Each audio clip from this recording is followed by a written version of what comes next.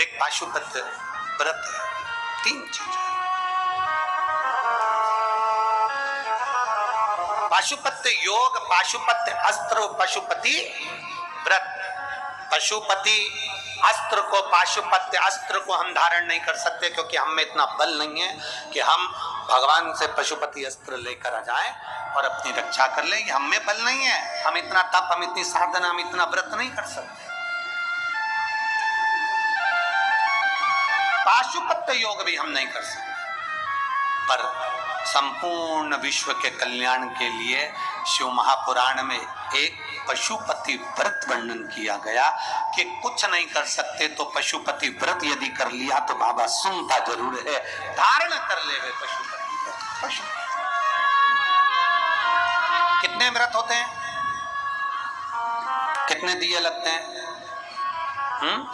6। प्रसाद के 3 हिस्से, 5 दिए मंदिर में, 1 दिया अपने घर के दरवाजे में। जिस मंदिर में पहला व्रत होता है उसी मंदिर में 5 व्रत होते हैं। व्रत के लिए मंदिर नहीं बदला जाता।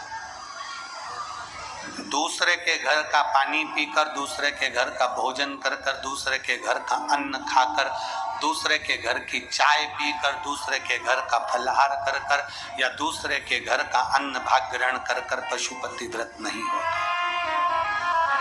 जिस दिन आपका पशुपति व्रत है उस दिन अपने ही घर का भोजन, अपने ही घर का पानी, अपने ही घर की चाय, अपने ही घर का पूजन साहित्य, अपने ही घर की सारी सामग्री होना चाहिए। दूसरा व्रत तुम्हारा, आज सोमवार का पशुपति व्रत है, तुम किसी से मिलने चले गए, उसके घर का पानी पिया या उसके घर की चाय पिया, व्रत खंडित हो जाता। उस व्रत का कोई मूलता नहीं। जिस दिन तुम्हारा व्रत है उस दिन पूजन का सामान भी तुम्हारे घर का होना चाहिए, जल भी तुम्हारे घर का होना चाहिए, भोजन भी तुम्हारा, प्रसाद भी घर में। यहाँ तक कहा गया कि पशुपति व्रत में बाजार का प्रसाद नहीं लाना, घर में मीठा बनाना है। खीर बना लो, हलवा बना लो, तुम्हारी मर्जी पड़े जो बनाओ, मीठा चावल बनाओ, चाहे पुआ बनाओ, तुम्हारी मर्जी पड़े, चाहे तुम मालपुआ बनाओ, चाहे तुम रबड़ी बनाओ, खीर बनाओ, तुम जो बनाओ, पर घर में बनाओ। उतना बनाओ जिसके 3 हिस्से हो जाएं, 2 हिस्से मंदिर में, 1 हिस्सा अपने साथ आ जाए। जब भोजन ग्रहण करो शाम को, वो प्रसाद का जो हिस्सा लेकर आए हो वो पूरा खाओ पहले, फिर प्रसाद लेने के बाद फिर भोजन। पशुपति व्रत में ऐसा वर्णन नहीं है कि तुम नमक नहीं खाओगे या ये नहीं खाओगे या वो नहीं खाओगे। शाम के समय भोजन करना है।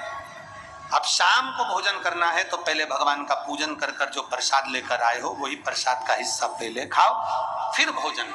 बस इतना जरूर याद रखो कि दूसरे के घर का अन्न नहीं, दूसरे के घर जाकर पानी मत पियो, दूसरे के घर जाकर चाय मत पियो।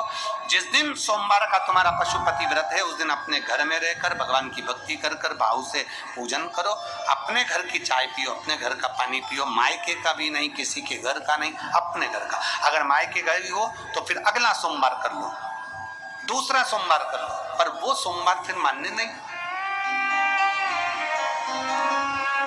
अगर आपने किसी के घर का भोजन किया है तो फिर वहां पर कुछ शुल्क दो, पैसा दो, उसके बाद वहां से चलो। चाय पिए वहां शुल्क दो, क्योंकि अपने को किसी के घर का भाग ग्रहण कर कर हम अपना भाग पशुपति व्रत का नहीं। पशुपति व्रत। अब कई लोग कहते हैं गुरुजी पशुपति व्रत कब चालू करना चाहिए? शिव महापुराण की कथा कहती है शंकर भगवान के पास जाने का कोई समय नहीं है, शंकर भगवान को भजने का कोई समय नहीं है, शंकर भगवान को पुकारने का कोई समय नहीं है। जैसे मौत का कोई समय नहीं होता उसी तरह शंकर का भजन करने का कोई समय नहीं होता। जब तुम्हारा मन कर जाए, जब तुम्हारा दिल कर जाए, जब तुम्हारा इच्छा कर जाए, तब तुम पशुपति व्रत प्रारंभ कर सकते हो। पर यदि आपका 16 सोमवार का व्रत है और साथ में पशुपति व्रत कर रहे हो तो वो स्वीकार नहीं होगा। तुम्हारी एकादशी सोमवार के दिन पड़ गई और तुम एकादशी का व्रत कर रहे हो और सोचो पशुपति व्रत भी कर लूं तो वो स्वीकार नहीं होगा। पशुपति व्रत केवल पशुपति व्रत ही रहे। पशुपति व्रत कढ़ाई में जितना सामान बनाया तुमने, जितनी खीर बनाई, जितना सामान बनाया, पूरा की पूरा लेकर जाना। ये नहीं कि कढ़ाई में छोड़कर चली जाऊं, आधा बच्चों के लिए छोड़ जाती हूँ, आधे में से 3 हिस्से कर दूंगी ना।